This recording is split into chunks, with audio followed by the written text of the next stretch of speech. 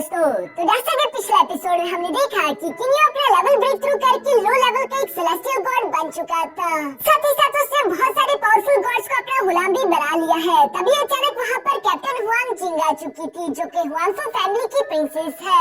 वो यहाँ mini mountain पर आकर किन्यू को अपनी फैमिली में वेलकम करती है, जहाँ दूसरी तरफ किन्यू ने भी उसके इन्विटेशन को एक्सेप्ट कर लिया था। बाद में किन्यू को जानने को मिला कि बाकी के सारे फैमिलीज भी किन्यू को अपनी अपनी फैमिली में इनवाइट करना चाहते हैं, लेकिन तब तक किन्यू ने फैसला कर लिया था। दूसरी तरफ यहाँ हुआंगफू पैलेस में आने के बाद हम देखते हैं कि एम्परर तो किन्यू को देखकर बहुत ही ज्यादा खुश हो जाता है। इवन कि वो तो किन्यू को लुआनसुआन का हाल मास्टर भी बनाना चाहता था, लेकिन दूसरी तरफ एम्परर की बहन यानी कि मिस लूजिंग इस बात से बिल्कुल भी एग्री नहीं थी।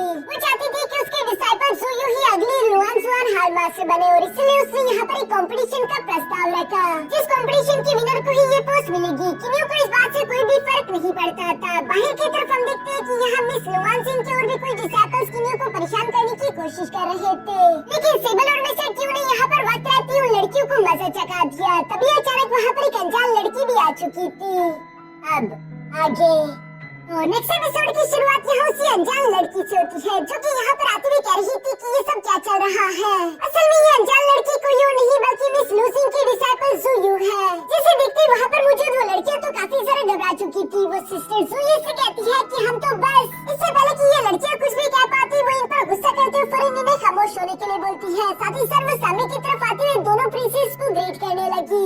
इवन कि वो किन्यू का भी नाम लेते हुए कहती है कि यकीनन तुम वही किन्यू फॉर्मेशन मास्टर हो, तुमसे मिलकर अच्छा लगा। जिस पर किन्यू भी उसे सेम जवाब देता है। दूसरी तरफ जुयू तो यहाँ किन्यू के साथ काफी अच्छा बर्ताव कर रही थी। साथ ही साथ वो अपनी बहनों की तरफ से माफी भी मांगती है, जिस पर किन्यू उसे जवाब देते हुए कहता है कि नहीं, ये तो बस एक मामूली सी बात थी। ये सुनकर दूसरी तरफ जुयू उसके शुक्रिया अदा करने के बाद अपनी बहनों से कहती है कि यहाँ से वापस अपने घर जाओ और ख्याल रखना दोबारा इस तरह किसी के साथ भी बदतमीजी मत करना। जो सब कहने के बाद जुयू अपनी बहनों को लेते हुए यहाँ से रवाना होने लगी। ये सब देखते हुए लिटिल प्रिंसेस यहाँ पर किन्यू को बताती है कि बेशक जुयू हमारी आंटी की सबसे पुरानी डिसाइपल है, लेकिन फिर भी वो अपनी बाकी की बहनों की तरफ बदतमीज नहीं। लेकिन यहाँ प्रिंसेस हुआंग जिंग को उस पर बिल्कुल भी भरोसा नहीं था। वो किन्यू से कहती है कि इसकी मुस्कान पर मत जाना, ये लड़की असल में बहुत ही ज्यादा चालाक है। जो सारी बातें सुनते हुए किन्यू यहाँ पर मिस हुआंग जिंग से कहता है कि ठीक है, अब हमें यहाँ से चलना चाहिए, जिस पर मिस हुआंग जिंग भी एग्री हो गई थी। साथ ही साथ किन्यू दूसरी तरफ मिस जुयू के बारे में अपने मन में सोच रहा था कि हाँ, मिस हुआंग जिंग ने बिल्कुल सही कहा,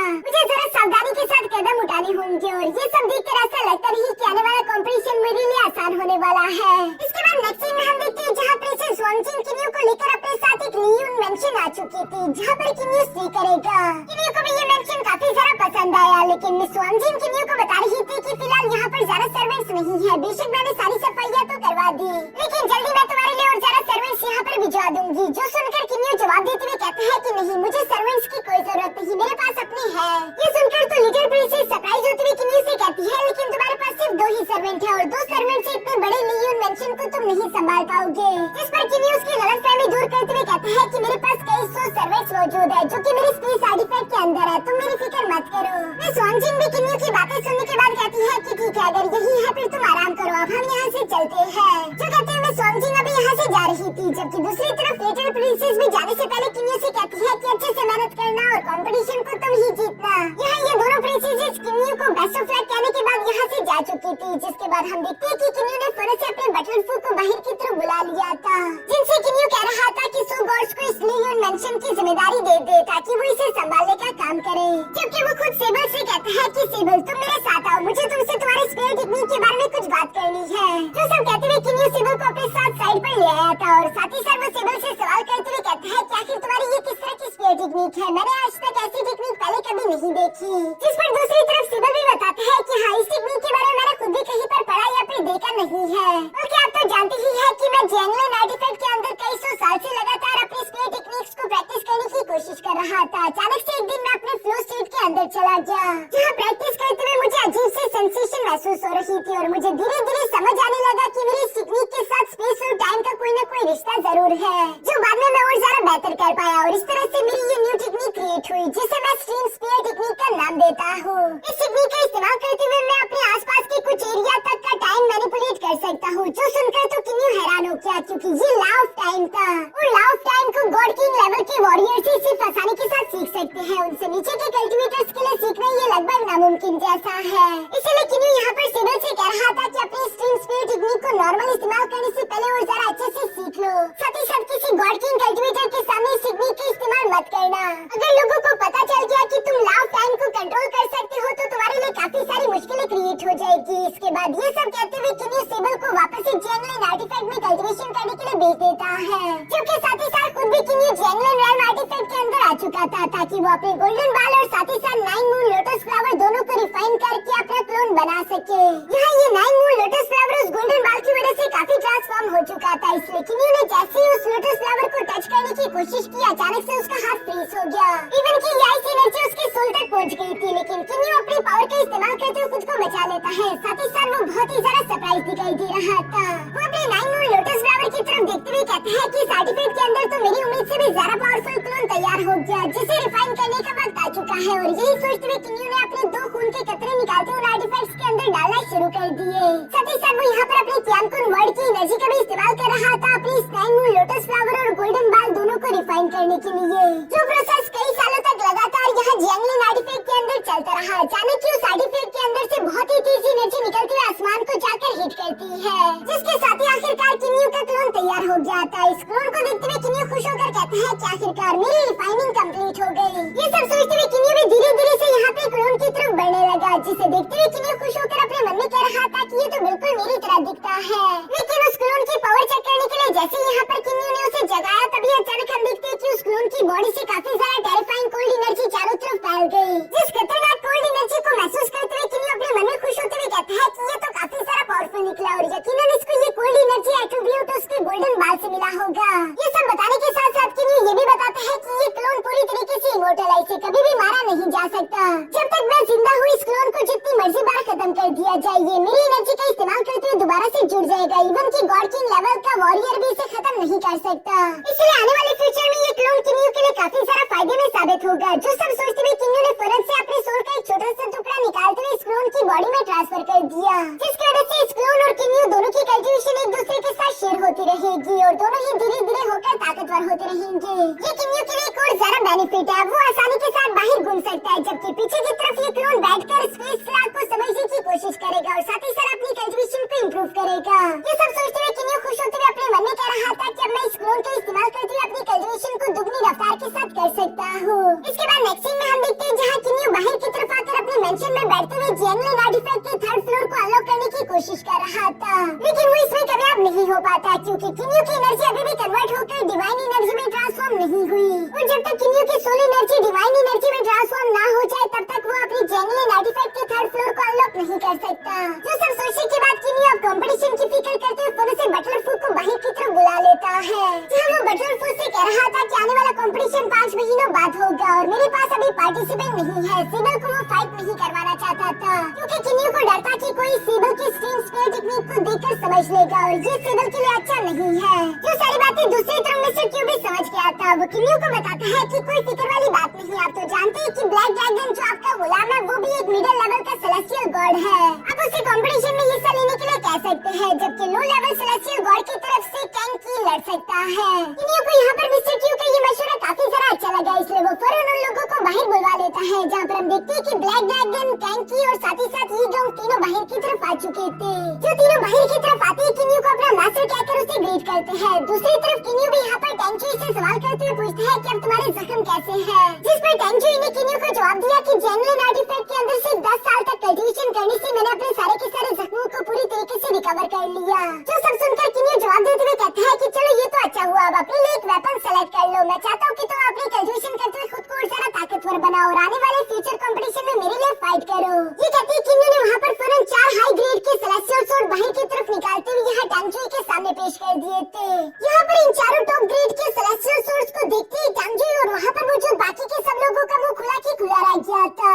इससे क्यों तो अपने मन में हैरान होते हुए कह रहा था कि आखिर ये किन्यू के पास और कितने ज्यादा ट्रेजर्स मौजूद होंगे। इसलिए 4 टॉप ग्रेड के सेलेस्टियल स्वॉर्ड ऐसे बाहर निकाल दिए जैसे कि ये कुछ भी नहीं हो।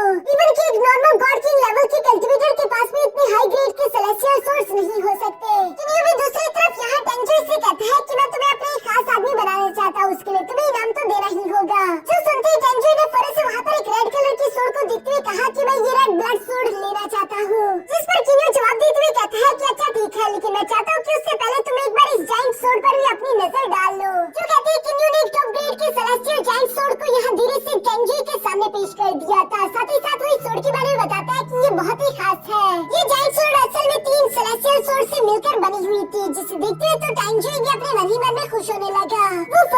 जायंट स्वॉर्ड को एक्सेप्ट करते हुए किन्यू का शुक्रिया अदा करके कहता है कि मास्टर बेशक ये जायंट स्वॉर्ड मेरी क्लोन वाली टेक्निक के साथ बहुत ही सारा अच्छे से काम करेगी, क्योंकि बैटल के दौरान मैं अपनी स्वॉर्ड को अलग अलग 3 हिस्सों में डिवाइड करते हुए अपने क्लोन्स का भी इस्तेमाल करते हुए किसी भी दुश्मन से फाइट कर पाऊंगा।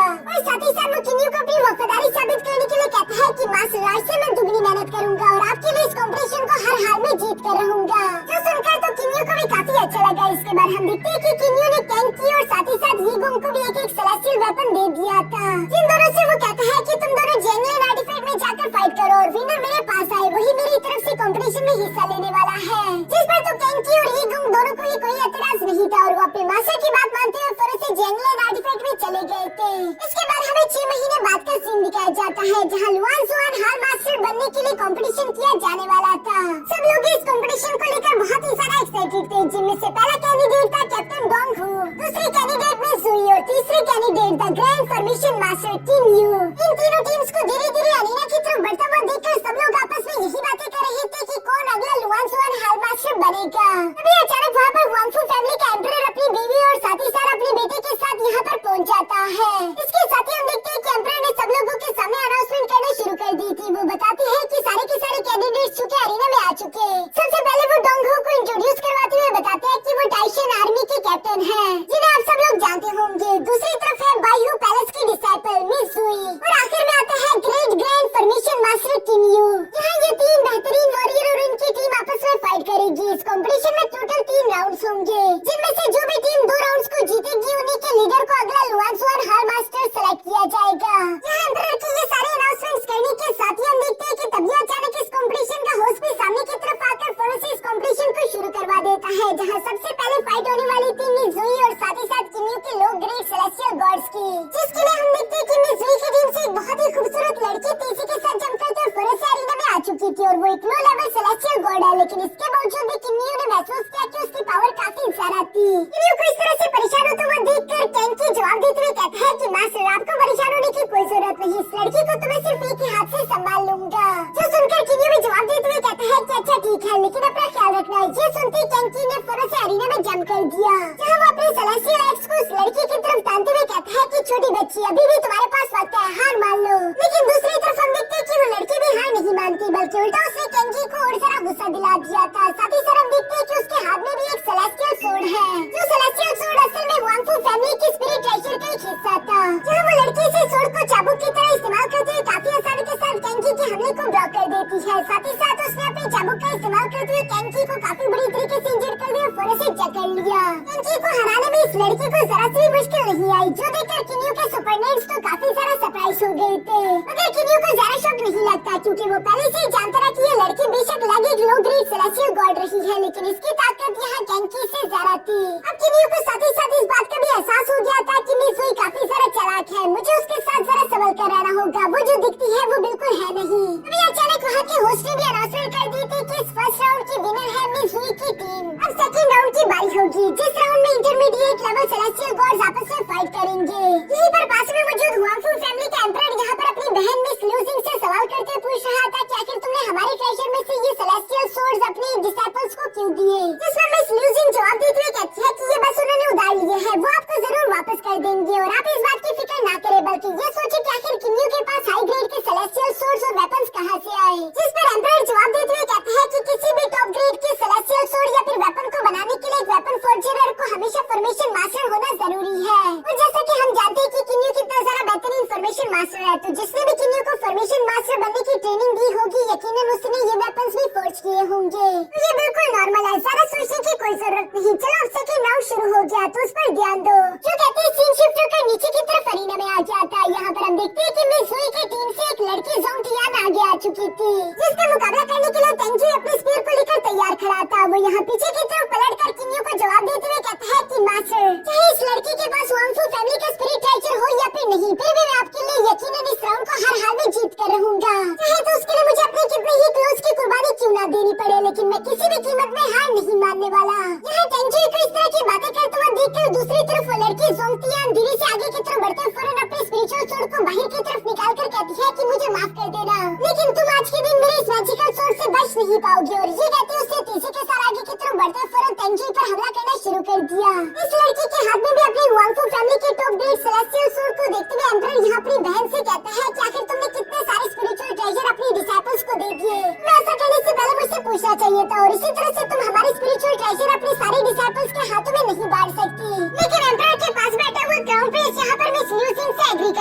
मिस ल्यूजिंग के डिसाइपल्स के हाथों में ये स्पिरिचुअल ट्रेजर आने की वजह से अब किनियो और उसकी टीम का मुकाबला बिल्कुल बराबरी का होगा। जिस पर मिस ल्यूजिंग भी एम्परर से कहती है कि क्राउन प्रिंस ने बिल्कुल सही कहा और वैसे भी ये सिर्फ उधार ही तो है। जो सारे स्पिरिचुअल ट्रेजर मैंने उधार के तौर पर मिस जुई के हाथों में दिए थे, अब आगे उसकी मर्जी की वो ये किस डिसाइपल के हवाले करती है। कंपटीशन खत्म होने के बाद हम लोगों को हमारे स्पिरिचुअल ट्रेजर वापस मिल जाएंगे, जिस पर एम्परर कहता है कि चलो ठीक है। इसी के साथ सीन शिफ्ट होकर दूसरी तरफ वापस से अरीना में आ गया था, जहाँ पर हम देखते हैं कि मिस ज़ोंगटियान अपने मैजिकल सोर्ड का इस्तेमाल करते हुए कई सारे स्पिरिचुअल सोर्ड से फौरन यहाँ टेंजी पर हमला कर चुकी। जिस अटैक का मुकाबला करने के लिए दूसरी तरफ टेंजी ने भी अपने कई सारे क्लोन्स बना लिए थे। वो अपने स्पेयर का इस्तेमाल करते हुए स्पिरिचुअल सोर्ड्स को ब्लॉक कर रहा था, जबकि ये सब करते हुए धीरे धीरे उसके क्लोन यहाँ मिस ज़ोंगटियान को भी घेरने लगे थे। इन लोगों के दरमियान काफी सारा जबरदस्त फाइट हो रही थी। तभी अचानक टेंजी के दो क्लोन अपने स्पेयर का इस्तेमाल करते हुए यहाँ पर मिस ज़ोंगटियान की तलवार को जकड़कर उससे खींचने की कोशिश करते हैं, मगर हमें देखने को मिला कि उस तलवार के ऊपर एक तरह का कवर लगा हुआ था जो कि उतर गया और अंदर की तलवार तो पहले से भी ज्यादा स्ट्रॉन्ग थी, जिसकी एनर्जी निकलते हुए तेजी के साथ सीधा आसमान से जाकर टकरा गई थी। साथ ही साथ मिस ज़ोंगटियान अपने मैजिकल सोर्ड का इस्तेमाल करते हुए यहाँ टेंजी के क्लोज पर हमला करते हुए पीछे की तरफ हटाकर कहती है कि मेरी असली मैजिकल सोर्ड तो अब बाहर आई है, तुम इसकी ताकत का मुकाबला नहीं कर सकते, इसलिए बेहतर यही होगा कि हार मान लो वरना तुम मारे जाओगे। जो कहते मिस ज़ोंगटियान ने फौरन से यहाँ पर अपने मैजिकल सोर्ड का इस्तेमाल करते हुए टेंजी पर हमला कर दिया था, लेकिन इससे पहले कि ज़ोंगटियान की तलवार यहाँ पर टेंजी को टच भी कर पाती, तभी अचानक उसे पीछे से किसी ने रोक दिया।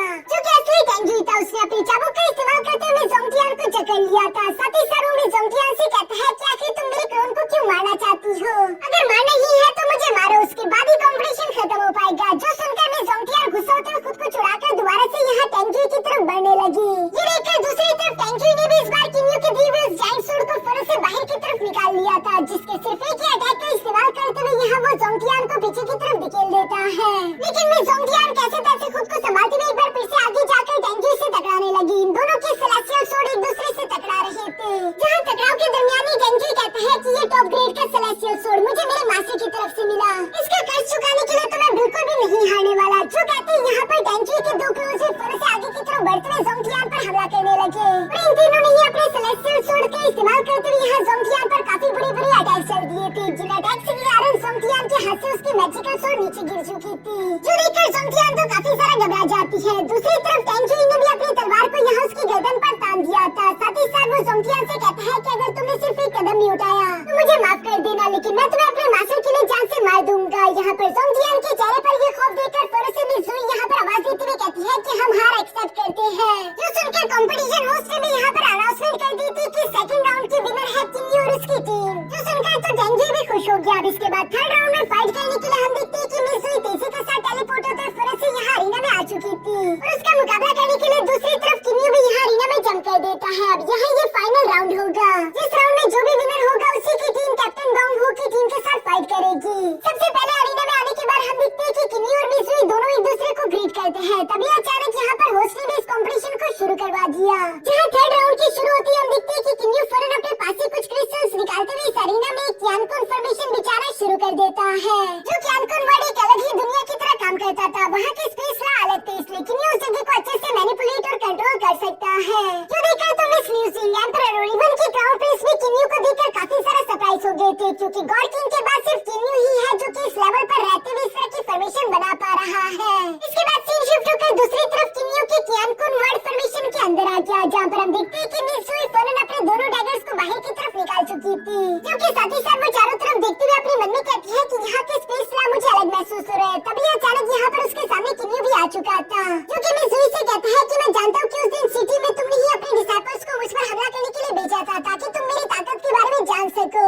चलो कोई बात नहीं, आज के दिन मैं तुम्हारी इस ख्वाहिश को पूरा करते हुए तुम्हें खुद ही अपनी ताकत का एक छोटा सा नमूना दिखा दूंगा। जो सुनकर नीचे की तरफ मिस जुई गुस्से में भड़कते हुए कहती है कि आखिर तुम ये क्या बकवास कर रही हो, मुझ पर इल्जाम मत लगाओ। और ये कहती है उसने फौरन से अपने डैगर को तेजी के साथ किनियो पर हमला करने के लिए थ्रो कर दिया, मगर हमें देखने को मिलता है कि वो तो असली किनियो था ही नहीं, बल्कि वो एक इल्यूजन है। साथ ही साथ किनियो की आवाज अभी भी यहाँ पर जुई को सुनाई दे रही थी, जहाँ किनियो में जुई से कह रहा था कि तड़पना बंद कर दो, क्योंकि चाहे तुम जो मर्जी कर लो, तुम इस फॉर्मेशन को तोड़ते हुए यहाँ से बाहर नहीं निकल सकती। ये सुनकर मैं जुई गुस्सा होते हुए कहती है कि अच्छा ऐसी बात है तो अभी मैं इस फॉर्मेशन को तोड़कर दिखाती हूँ। जो कहती है उसने अपने स्पेस डिस्ट्रक्शन टेक्निक का इस्तेमाल करते हुए यहाँ आसमान में कई सारे स्लैश लगा दिए थे। जो टेक्निक थी तो काफी सारा पावरफुल, लेकिन फिर भी इसके बावजूद वो इस क्यानकुन फॉर्मेशन को तोड़ नहीं पाती। उल्टा उसी के अटैक रिवर्स होकर यहाँ उसी की तरफ आ रहे थे। जो देखकर मिस जुई परेशान होते हुए